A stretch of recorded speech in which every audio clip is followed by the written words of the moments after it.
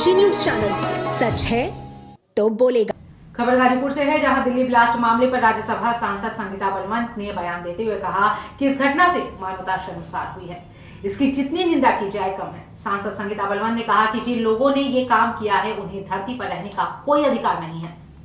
बता दें कि मीडिया को संगीता बलवंत ने स्वामी प्रसाद मौर्य के हिंदू राष्ट्र संबंधित विवादित बयान पर प्रतिक्रिया देते हुए कहा कि बीजेपी सरकार आपसी भाईचारे और विकास की बात करती है, जबकि जो लोग हमेशा सत्ता की मलाई खाते रहे अब सत्ता से बाहर हैं, वो अनाप शनाप बयान देते हैं। संगीता बलवंत ने वंदे मातरम गान की अनिवार्यता का विरोध करने वालों पर कहा कि जो इस देश में रहकर भी राष्ट्रगान राष्ट्रगीत न गाए उसे इस देश में रहने का अधिकार नहीं है। जिनका काम था जीवन देना, लेकिन आज जीवन लेने का काम किया।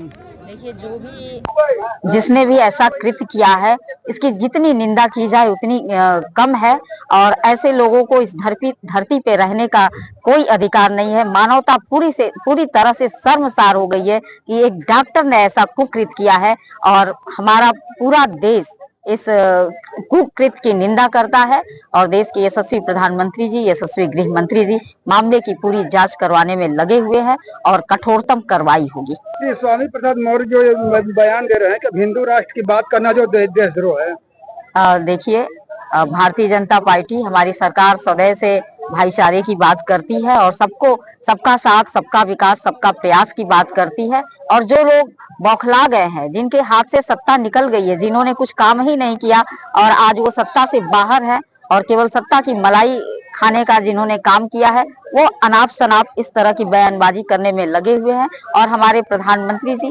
भारतीय जनता पार्टी की सरकार इस देश को विकासशील से विकसित भारत बनाने में लगी हुई है। मैडम, इन दिनों जो वंदे मातरम जी का 150 साल पूरा हो गया है और ऐसे में इसे अनिवार्य भी कर दिया गया, लेकिन बहुत सारे ऐसे लोग भी है जो सीधे कह रहे हैं कि हम वंदे मातरम नहीं गाएंगे, जबकि खाते वो इंडिया का, लेकिन बात कहीं और की कर रहे हैं। जो अपने देश में ही रहकर अपने राष्ट्रगान और अपने राष्ट्रगीत को न गाए तो जाहिर सी बात है कि ऐसे लोगों के अंदर देशभक्ति की कोई भावना नहीं है और उन्हें इस देश में रहने का भी अधिकार नहीं है।